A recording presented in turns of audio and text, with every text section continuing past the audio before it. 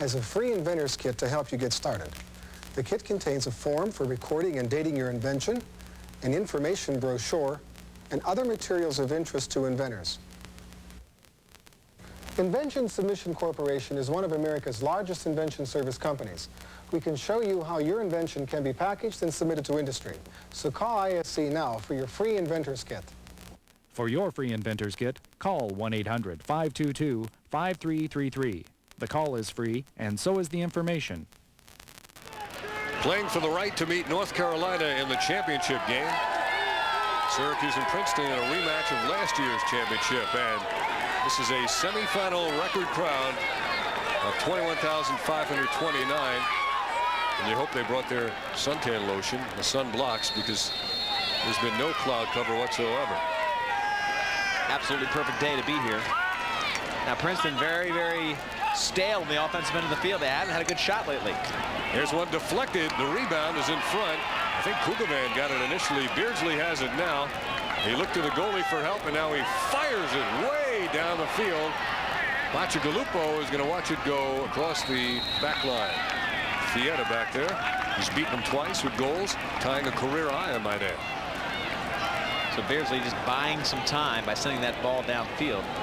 Very important for Syracuse to have this lead early on, Dave, because last year what happened, they got, of course, behind early, and Princeton's a very difficult team to come back on because they've got that great defense.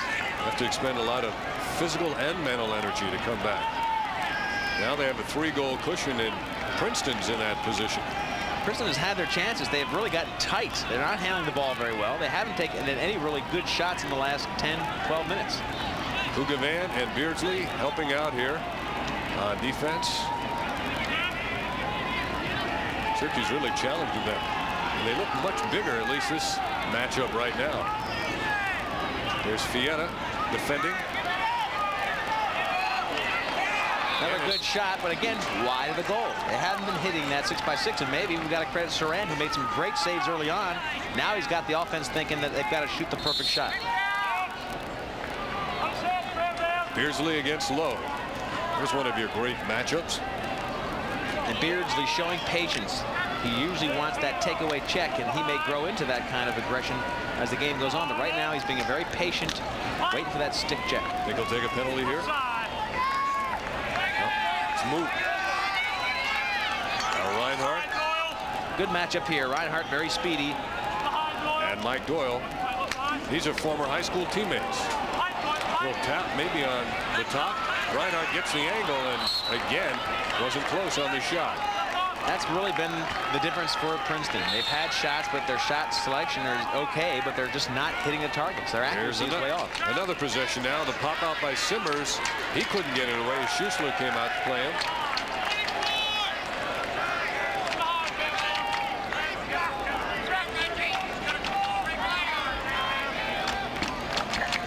Credit Syracuse by showing great patience here on this defensive end. This is not characteristic of them, and it's really paid dividends.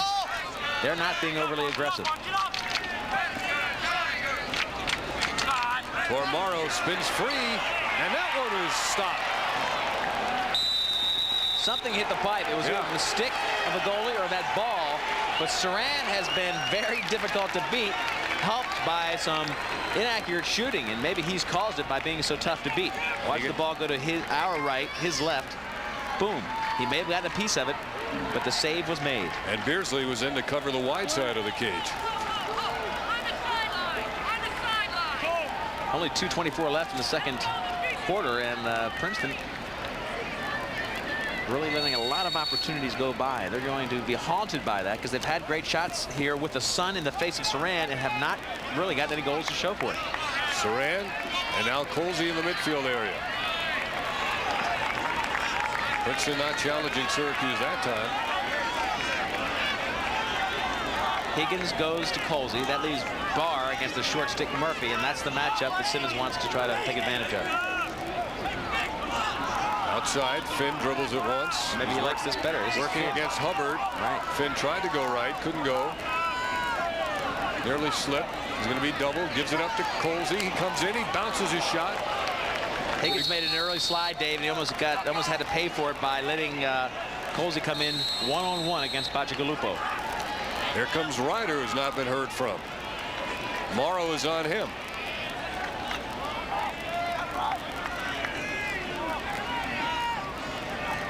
Barr sets the pick. Finn goes off of it. Now they give Finn operating room on the left. Dom Finn. We'll give it up to Barr. John Barr. Archer. Galupo with a save on Donegan. Not a pass or a shot. That's a pass. Princeton ball. Galupo very vocal down there, really congratulating himself for the big save. He needs that kind of emotional lift. Has not had a great quarter. Now we have 1 minute to go in this half. That illustrates how well Syracuse has played defensively.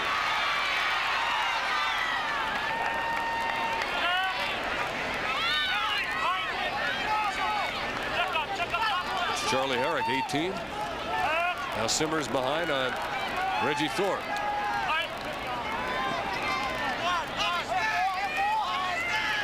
Down to 35 seconds to go.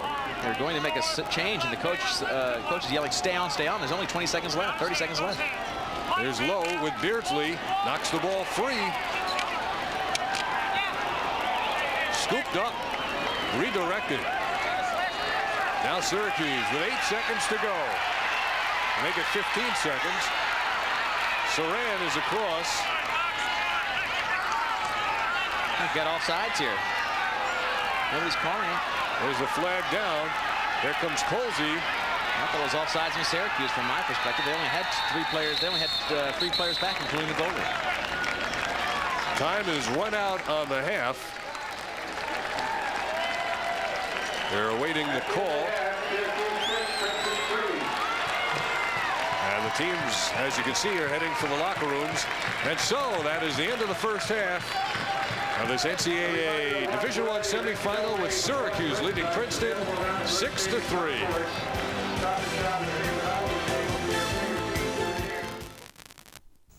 Utilizing a natural drugless approach to healthcare, chiropractors have been saying no to drugs for the past 100 years. At Thorne Clinic, a caring and concerned staff provides you emotional support and the quality of care you deserve. Auto accidents, sporting injuries, and work injuries are all obvious choices for chiropractic care. Our main concern is your health and your health alone. So put your health in our hands at Thorne Clinic. At Tate Dodge Chrysler Plymouth Annapolis, we make shopping easy with your choice of Chryslers, Plymouths, or Dodge cars and trucks. The Tate organization has over 1,000 Dodge and Chrysler cars and tough Dodge trucks like the new Dodge Dakotas in stock and priced to go. Plus at Tate, you can choose from a 93 Caravan or Voyager at deep discount prices. And here's a Tate special you can save hundreds of dollars on today at Tate Dodge Chrysler Plymouth Annapolis. Nobody has what Tate has. Time for NBA action, a high-flying hoop show that's on top of the game. Whose game is it? It's Michael Jordan's game. You get it all. The hottest players and teams. Less than a second. Your favorite personalities. There's Dominic. Yes! And the greatest plays of the week. All this and more coming your way in NBA action. Every week on Prime. The half ended with Syracuse in possession, and there was a flag thrown. They have now said that it was an inadvertent flag, and so the second half will begin with a face-off.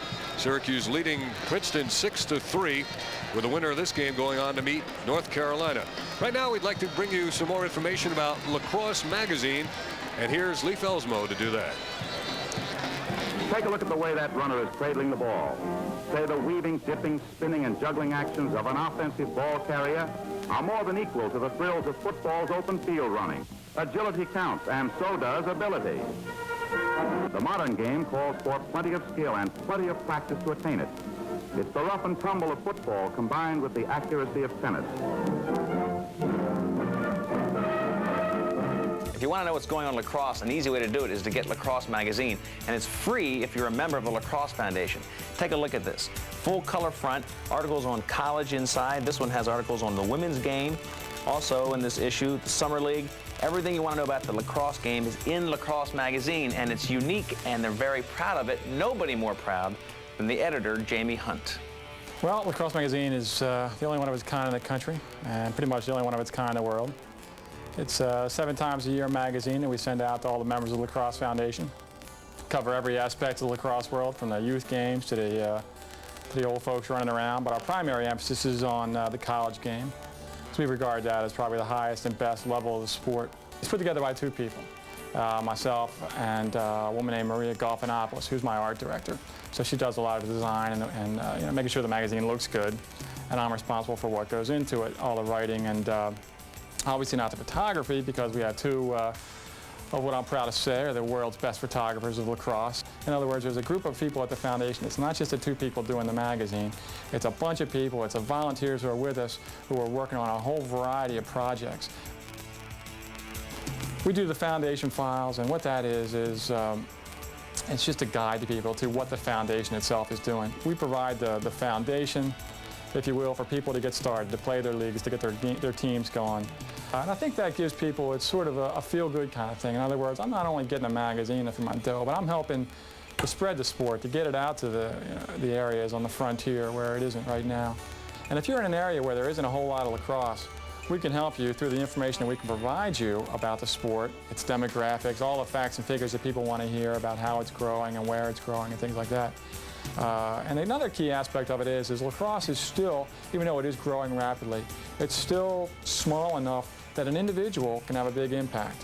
And not necessarily one who's well connected with every single coach in the world or every single organizational body or whatnot of the sport, but one who's passionate about the game and believes a certain thing and wants something changed or wants something done. An individual can still have an impact. And I think that's a key aspect of the sport that you don't necessarily find in other sports. We've got the 1-900 line, the score line. What that is, 99 cents a minute, and what we do is we break it down. We give you the men's Division I, Division III, women's Division I, Division III, top 20s, top 15s, the scores for that week, and the schedules for the coming week. And that's another example of of getting the word out to the frontier for people who have no access to scores, no idea what's going on a week-to-week basis in the college game and in the sport in general. We've got 10,000 members right now. If we could get 20,000 members, it wouldn't cost that much more to produce a magazine for 20,000 members as it would for 10. What you're going to get is, as the membership grows, is you're going to get a better magazine out of it. Because we're going to have more money to sink directly into the magazine and make it look good. And I think that applies really to everything the foundation does. In other words, the more people you got backing us, or I should say backing the foundation, backing the people who are supporting it, which is more than just the 7 people here, the more people you got backing it, the better our ability, the better the foundation's ability to provide services that people are looking for. It's a direct relationship. You know, Lacrosse Magazine is reason enough to become a member of the Lacrosse Foundation, but there's a whole list of other membership services, and Jeannie Halecki would love to tell you all about them. As Director of Development and Membership, I'm responsible for the fundraising activities and the membership activities, which includes membership through our regional and local chapter system. With 30 chapters, it's very difficult to keep track of what they're all doing, but we're here to assist them as our regional outposts. When we have a program that we're initiating, we send out the information on it to all of our chapters so that they can help us promote the program and help us increase the membership in the Lacrosse Foundation. As a nonprofit, we have the advantage of being able to attract tax-deductible donations.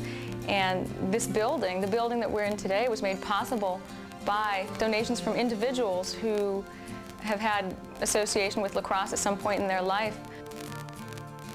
The magazine is one of the premier benefits of membership in the Lacrosse Foundation. Members also receive our newsletter, access to our insurance program, access. Nobody has been able to score yet from the attack position. Does that tell you it's a standoff between the close defense and the attack? It's been a good defensive struggle won by the defense, and the coaches are initiating offense from out in front. Fuchsia and Murphy as the second half begins. Murphy comes up with it. He went down a couple of times, and there is a whistle and a violation that'll give Princeton the ball. And quickly they mark it ready for play. A swipe attempt by Ryder at Murphy. Fuchsia with a unique takeaway. Wrapping around behind him. I can't believe he got away with it. From here, you heard it smack something. The referee was right there, so it must have been a clean check. That was fabulous check. I don't think I've ever seen that. The rap check has become part of the arsenal. All defensive players in the midfield. Now Princeton trying to draw first blood here in the second half. Syracuse applying the aluminum liberally. Beardsley legally. Kevin Lowe can protect the ball very well in the feeder position, but Beardsley is really working him over. And I've got to give Beardsley credit. He likes to take it away, and he's not being tempted to do that. And as long as he just keeps Kevin Lowe at bay and working him over, he'll be successful. Here they are again. 47 is Beardsley. The man with the ball is Kevin Lowe. This is a big step in maturity for Beardsley, who's really heretofore been pretty much of a loose cannon. Great talent, but you just don't know what he's going to do. Kugavan and Conklin.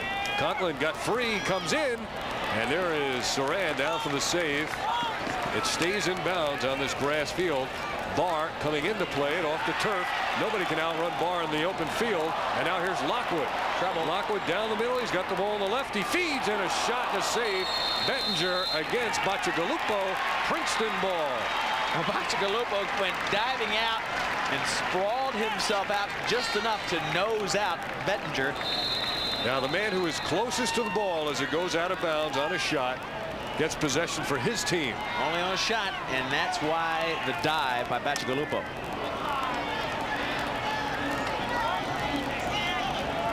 Syracuse has Mike Doyle on, along with Chad Smith. Defensive midfield's on now. Tomio and Tormaro. There's a push. That's going to go against Mike Doyle, 23. Pleads his case, but it'll be to no avail, of course. All right, we haven't had an extra man goal yet. We talk about that consistently, how Syracuse will go ahead and be aggressive on defense, put themselves in a man-down situation, and not really pay for it.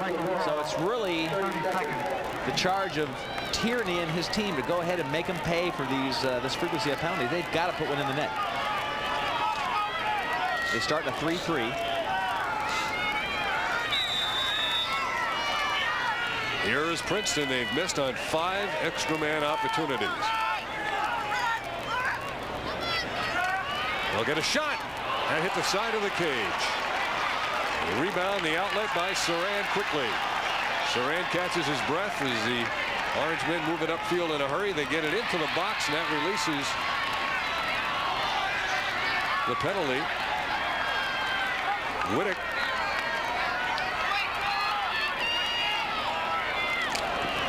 Luke behind. Ryder hasn't scored. Archer hasn't scored. Bettinger hasn't scored. There's a shot that Syracuse will keep. Well, go back up in your mind and think about the shot that they took on the extra man. It was Tormaro taking a right-handed shot from the goalie's left, which really gives him little or no angle. Again, Princeton not taking good shots. And I know that's not what Tierney wants. This team usually doesn't make those kind of mistakes. And that shot deflected by back. May have been the best pass of Charlie Lockwood's career.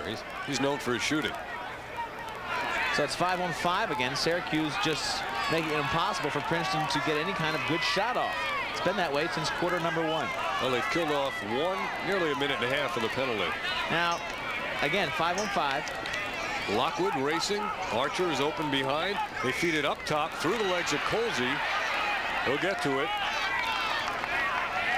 Now they're back to a 6-on-5. Princeton will take their time and double team the ball. They don't have to. They'll get it out of bounds. We don't have the clock on the 3-minute penalty. He went off at 11:58. Do the math for me, Dave. So we're coming up on 2 minutes. So they've got about a minute, and they really haven't had. They tested Saran once. He made a big-time save.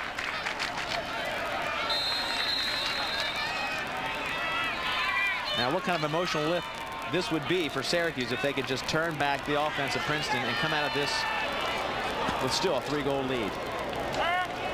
Back behind, it's Lowe. Morrow. Colsey. Even up. We're all even. Deflected and smothered. And now Colsey back for Syracuse. Splitting the defense. Roy Colsey.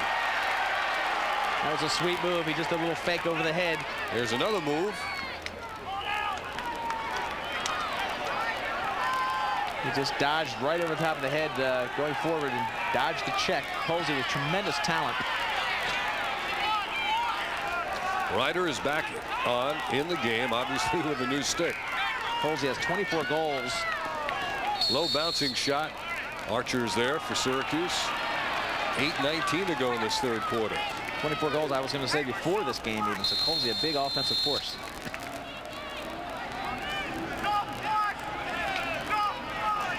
Outside John Barr. That's not the matchup Syracuse wants. You got Higgins really working them over. They give it up. Fietta getting a step on Morrow. They feed in the crease. Colsey had it knocked away, and that ball's going to go out of bounds. Princeton will have it. Nice check by Brian Tomio. Came over there and just checked it right out of the stick of the Syracuse player. And out of bounds to give him possession. But the possessions really haven't mattered for Princeton because their offense has not generated any kind of pressure for Syracuse. Anytime they do get a shot off, either they're missing the goal or Saran is there to gobble it up. 2 goals to start the game. 1 goal since. Here come the Tigers. Here's Morrow, the defenseman who can fly. Well, that's the kind of thing. He's trying to ignite something, and he's one of the leaders on this team. So, as a captain, he wants to bring it down there and get that offense cooking. Jason Buttles, 34, had the last Princeton goal. That was about an hour and a half ago. Seems like an eternity. It's been total Syracuse. Here's a chance and a save. Tremendous save by Saran. So far, the MVP of the game is Saran, not Bacigalupo. He is keeping this game a 3-goal lead for Syracuse. Reggie Thorpe hung that stick, and they got him from behind. Now back comes Princeton. Nick Lane. He gets it off on the far wing. Here comes Morrow. Morrow whips it ahead. Heads back across. 7 minutes to go, third quarter. We have not had an official score in this third quarter. I think Princeton should go ahead and try to move a little more on offense, not only foot speed wise, but go ahead and move that ball in the air to get something going. What's that call going to be? That'll be a hold. They actually pulled, Whittick pulled Simmers back down to the ground, and with possession, that should cost him 30 seconds. Watch this corral. Whittick comes over with the check and then just doesn't release. It's still 6-on-6, so that was a technical foul. They said the ball was loose.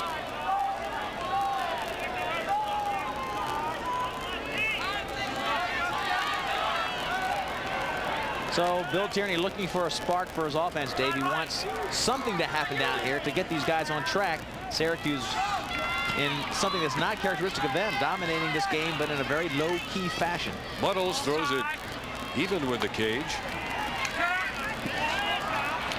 There's an opportunity in close. Syracuse hacking and hewing with those sticks. They lose track of the ball, and there is a goal. The defense completely lost track of where the ball is, and Jason Buttles scored. They could not spot the ball, and Buttles gets his second goal of the game. So it is 6-4, and we'll be back right after this. Golfers, are you tired of being trapped in the sand? Well, then introduce yourself to the Sandy, the ultimate sand wedge. The unique cone-like design allows the club head to glide through the sand with little or no resistance. Old wedges hit mostly sand, which restricts club movement and control.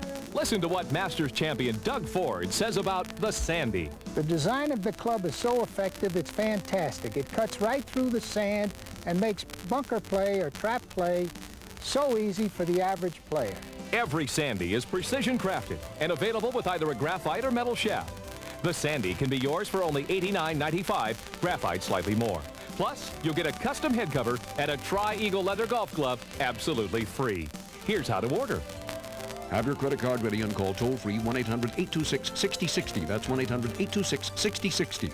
Or send $89.95 for steel shaft, $119.95 for graphite shaft, plus $8.95 shipping to the address shown on your screen. Princeton is pulled within 2. This is a situation where the defense didn't know where the ball was, and Buttles did. Well, Buttles, another midfielder scoring for Princeton so far. Noah Tackman has scored in this game. Watch the ball being pushed around. Nobody getting it cleanly. Finally, Buttles does and beats Saran. And let me tell you, he didn't beat him cleanly either. Saran got a big piece of that ball. It just trickled behind him. So after all those, about 10 minutes of contested penalties and a lot of extra mans, Princeton gets the goal. That will help